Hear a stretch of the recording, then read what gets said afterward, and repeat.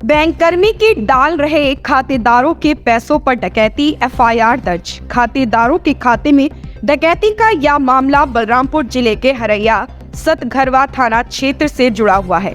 यहां के स्थानीय थाने में इंडियन बैंक की शाखा हरैया सतघरवा की शाखा प्रबंधक समेत 7 लोगों पर धोखाधड़ी और पैसा गबन करने का केस दर्ज किया गया। पुलिस ने पीड़ितों की तहरीर पर मुकदमा लिखकर मामले की छानबीन शुरू कर दी है। क्या नाम है आपका? मोहम्मद इस्माइल नाम है मेरा। क्या हुआ आपके साथ? बैंक के कर्मी ने हमारे आपके साथ क्या बैंक किया? वालों ने बहुत बड़ी धोखाधड़ी की। हमने 95,000 रुपया 11/7/2023 को जमा किया। हमको पावती यानी रसीद दी गई और हमारे पासबुक पर उसको प्रिंट भी चढ़ा भी दिया गया। उसके बाद हमने 27/7/2023 को 1 लाख जमा किया। उस दोनों को चढ़ा करके पासबुक हमें दे दिया गया, रसीद दोनों की हमारे पास है। और उसके बाद जो हम 17/11/2023 को आए 10,000 रुपया निकालने के लिए हमने पैसा निकाला। उसके बाद हमने कहा कि ये हमारा पासबुक प्रिंट कर दीजिए। प्रिंट किया तो उसमें 95,000 रुपया चढ़ा नहीं था। हमने फ़ौरन मैनेजर से कैशियर से पूछा तो उन्होंने कहा कि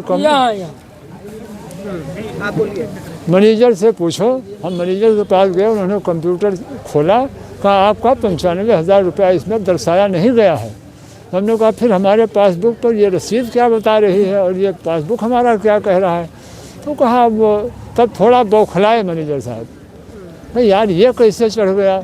हमने कहा आप जानिए, हमारे पास तो मशीन है नहीं प्रिंट वाली, वो तो आप ही लोगों के पास है जो 3 साल से बंद रहती थी।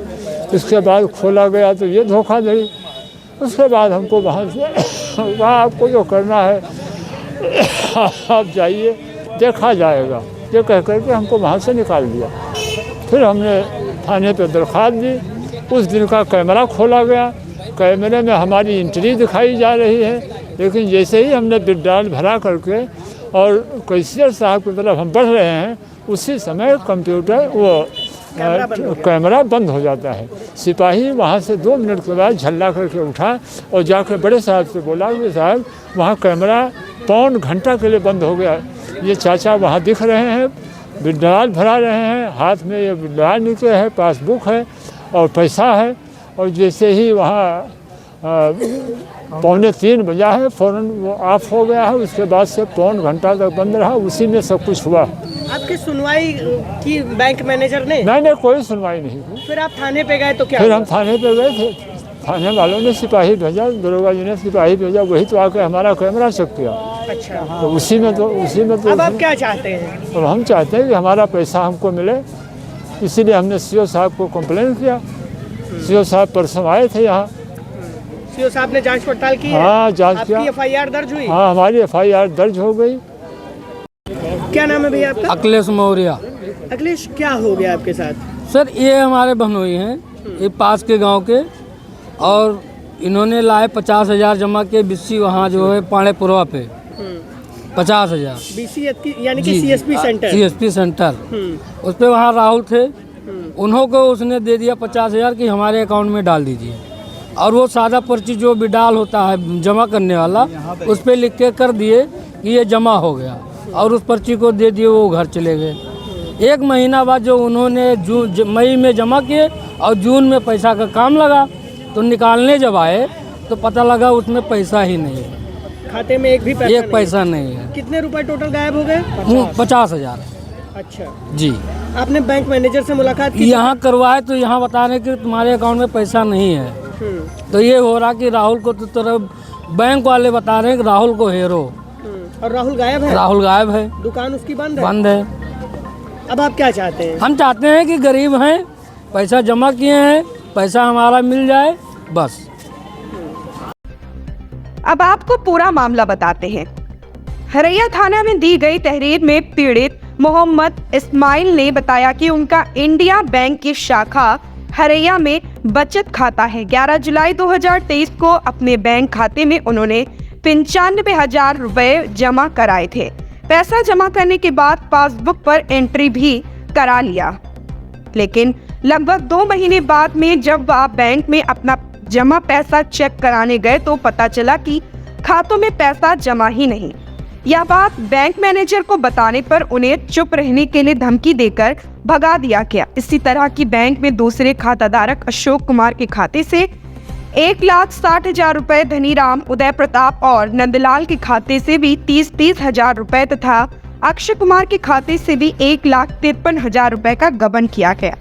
क्या नाम है भैया? शहाबुद्दीन नाम है मेरा। शाहबुद्दीन, क्या हुआ आपके साथ, बताइए पूरी घटना। हमने बाइक लिया था तो 49,000 रुपया हमने ट्रांसफ़र किया था एक आदमी के खाते में, जिससे मैं एजेंसी पे।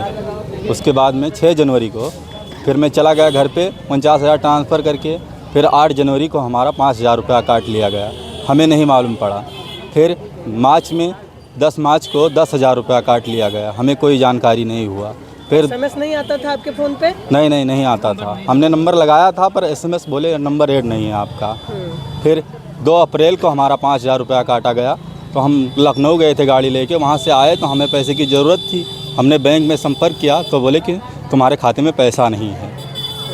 हाँ, फिर मनी पूरा खाता गायब है, तुम्हारे खाते पे पैसा नहीं है। फिर मैंने बैंक मैनेजर से बोला कि हमारा पैसा इतना था, कहाँ गया? कहीं आप कहीं निकाले हैं? हमने बोला हम तो कहीं नहीं निकाले हैं। फिर ऐसे करते 1 साल हो गया हमें। पर दिन दूसरे तीसरे हम आपने निकाला, सब कुछ निकाला, नहीं निकाला, नहीं दिखाया जा रहा है। वो बोल रहे हैं कि अंगूठा लगा के आपने ट्रांसफ़र किया है, ट्रांजैक्शन किया है। हमने तो कहीं नहीं किया है। पर मैंने लिया तो लास्ट बार बैंक से ही मैं लेन देन किया यहीं से। उसके बाद मैंने लेन देन आज तक नहीं किया। लगा के कहीं से ट्रांजैक्शन किया तो ये नहीं बता रहे हैं? ये नहीं बता रहे हैं। हमने पूछा था कि कहाँ निकाले हैं, किसके अकाउंट में डाले हैं, वो भी तो हमें डिटेल दीजिए। वो भी मना कर रहे हैं, बोले हमारे पास ये डिटेल नहीं है, हम नहीं दे सकते आपको। हमने कहा अगर मैं किसी को दिए हैं तो हमें प्रूफ दिखाइए, हमने दिया है किसी के अकाउंट में वैसे कैसे दे दिया है? इस तरह से आपके साथ फ्रॉड किया है? बिल्कुल, पूरा मैनेजर का हाथ है। मैनेजर हमारी एक नहीं सुनता। अब आप क्या चाहते हैं? हमें न्याय मिलना चाहिए। उत्तर प्रदेश सरकार से हमें यही गुजारिश है कि हमें न्याय मिले। खाते के रुपयों में डकैती के इस सनसनीखेज मामले में जब हमने बैंक के जिम्मेदार मैनेजर से बात की तो उन्होंने अपने ऊपर लगे आरोपों को पूरी तरह से गलत बताया और इस पूरे लूट के पीछे अपने एक कर्मचारी को जिम्मेदार ठहराकर खुद तथा दूसरे कर्मचारियों को ईमानदारी बताने लगा। सर, क्या शुभ नाम होगा आपका? मेरा नसीम हैदर रिजवी। सर, ये आरोप है कि यहाँ पर एक FIR दर्ज हुई है आप और आप समेत आपके बैंक के 7 कर्मियों के ऊपर। उसमें कुछ 1-8 लोग बाहरी भी हैं। ये आरोप है कि आपके बैंक में लोग पैसा डालने आते हैं, उन्हें रिसिप्ट मिल जाती है, लेकिन पैसा खाते तक नहीं पहुँचता है। देखिए, ये आरोप बेबुनियाद है, क्योंकि हमारा एक BC है जिसको ये होता है कि वो पैसा जमा करता है और निकासी करने का उसको पावर होती है। बैंक इंटीग्रा कंपनी इनकी एक है, उसके थ्रू इनका अपॉइंटमेंट होता है। तो उनको पैसा लेने का और देने का हमारे 6 BC हैं। उसमें से एक BC ने कम से कम ऐसा कांड जो है वो लोगों के साथ में किया है, उसकी जांच हमारे उच्च अधिकारी द्वारा की जा रही है। सर, ये FIR दर्ज करवाई है इस्माइल ने आपके खिलाफ? नहीं, वो भी उन्हीं को ही दिया हुआ। उनको थोड़ा सा मुझे ये लगता है, जहाँ तक हमने देखा है उन्होंने हमको यहाँ पे कोई अपनी एप्लीकेशन नहीं दी है। डायरेक्ट जो है उन्होंने वहाँ पे दिया है। अब उसको जब हमारे संज्ञान में आएगा तो इसकी ज़रूर जवाब दी जाएगी। सर, इस्माइल का कहना है कि जिस दिन वो अपने खाते में 95,000 रुपये जमा करने के लिए आए, उस दिन जब उन्होंने विड्रॉल भरा तो कैमरा पौन घंटे के लिए लगभग बंद हो गया। जी, हमारे यहाँ इसके संबंध में हमको ये कहना है कि मैं यहाँ पे जो बिजली का बिल था वो काफ़ी हाई था। उसको सुधारने के लिए हम लोगों ने लगभग 22 अक्टूबर, या मैं देख के आपको बता रहा हूँ, हमने जो है बिजली हमारी काट दी गई थी 22 में। अक्टूबर 22 के आस में बिजली हमारी कटी हुई थी। और इससे हम उच्च अधिकारियों से बिजली विभाग में कितना भी पत्राचार किए हैं और वो ठीक होते होते, बिल का सुधार होते होते 1.25 साल लगभग बीत गया। नवंबर में आके वो बिल जो है वो ठीक हुआ है। तो लाइट के हाँ, लाइट नहीं रहती थी तो जनरेटर से हम लोग इसको चलाते थे। बीच में जनरेटर कभी तेल खत्म हो जाए या किसी वजह से, इसलिए कैमरा बंद हो जाता है। उसका जो आरोप लग रहे हैं आपके कर्मियों के ऊपर, वो आप कह रहे हैं कि बेबुनियाद? नहीं, वो उसकी फिलहाल जांच चल रही है।